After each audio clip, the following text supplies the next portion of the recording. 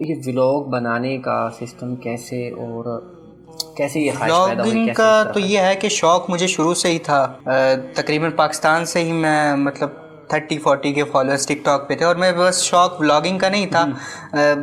جیسے آج کل کے زمانے میں لوگ گانے باجے پہ بات کرتے ہیں، تو اس طرح کی ویڈیوز بناتا تھا. اور والد صاحب کے ہاں سے بھی کوئی روک تھام نہیں تھی، حالانکہ میرا گھرانہ دینی ہے، بہت زیادہ دین کے قریب ہے الحمدللہ. اور لیکن وہی یہ تھا نا، دیکھا دیکھی میں لوگ ادھر ادھر پھسل جاتے ہیں.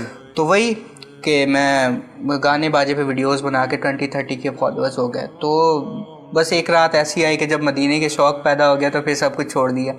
پھر وہی مدینہ شریف کی نعتیں، کلام اور اس طرح کے انداز ہو گئے. تو مدینہ شریف آ کے سب سے پہلے ولاگنگ کا کیریئر تو دیکھیں، فرسٹ ویڈیو میں نے بنائی تھی افطاری پہ، جو جمعرات اور سوموار میں مسجد نبوی کے اندر ہوتی ہے. تو وہ فرسٹ ویڈیو ہی وائرل چلی گئی.